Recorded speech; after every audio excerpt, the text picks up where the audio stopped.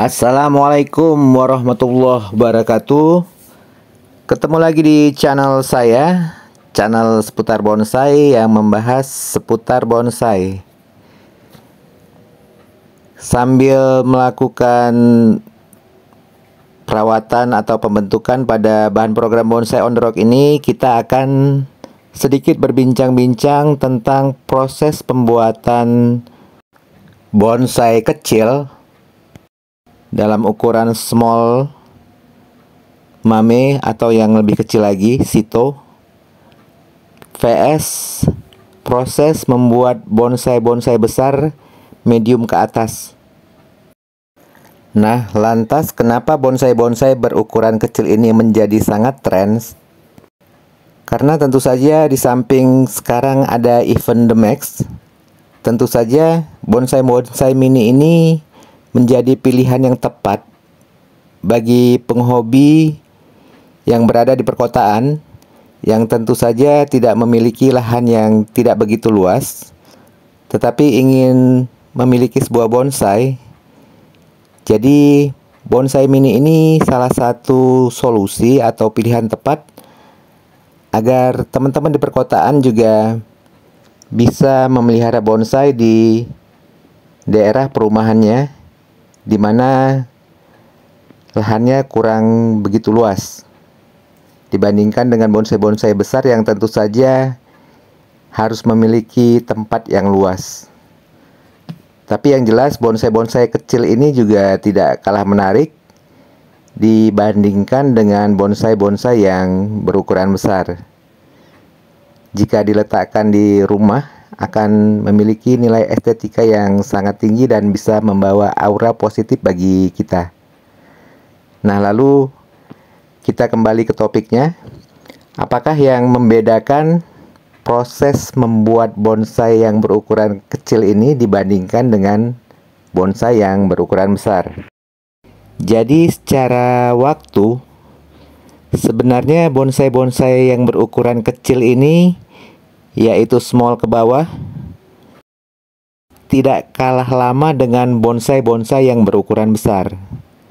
Jadi bonsai-bonsai kecil ini batang utamanya tidak terlalu besar dan tunas yang keluar juga tidak terlalu besar, dan akarnya yang menyerap nutrisi ke atas juga tidak sebanyak bonsai besar.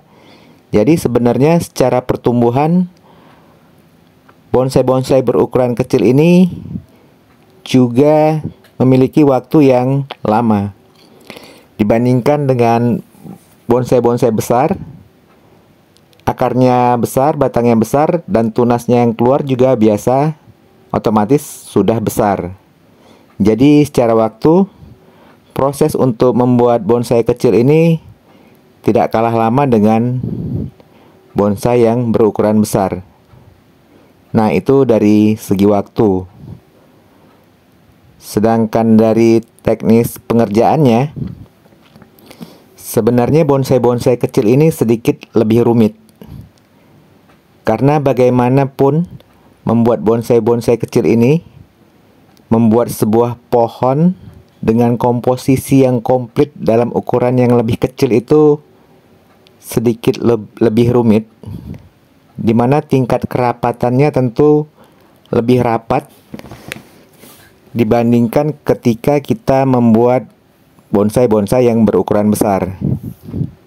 Teman-teman bisa bayangkan bagaimana kita harus mendesain sebuah pohon yang ada di alam dalam ukuran yang sangat kecil, di mana dia harus memiliki gerak akar, batang, cabang, ranting, anak ranting, cucu ranting dalam ukuran yang kecil, yang tentu saja tingkat kerapatannya sangat rapat, dan itu memiliki tantangan sendiri buat kita menatanya.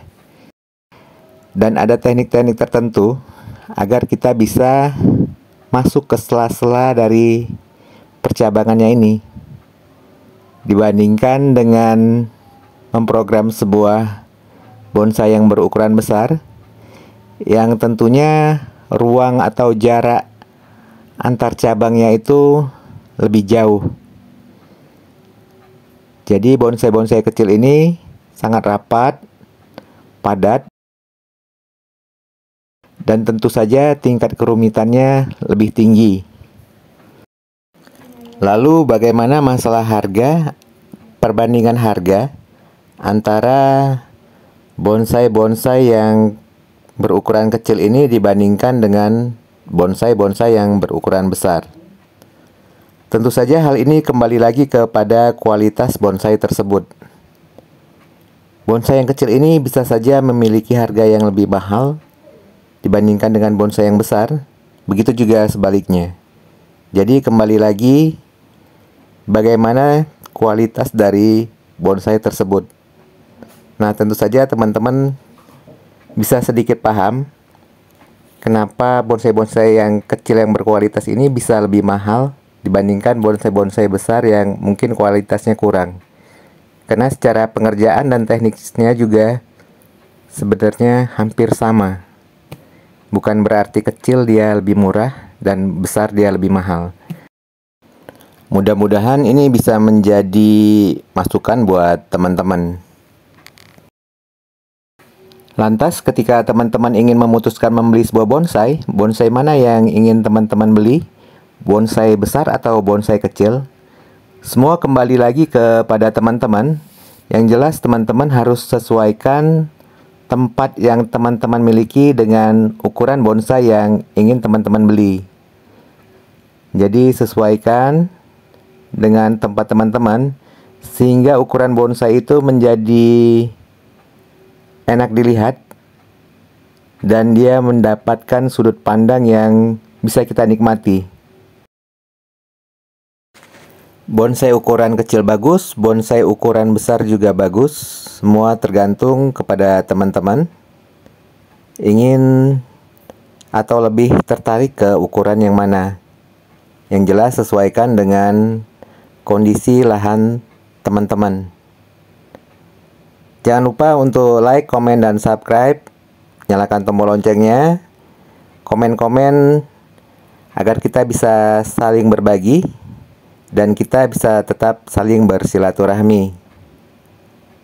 Tetap semangat, sehat selalu, dan tetap berbuat kebaikan.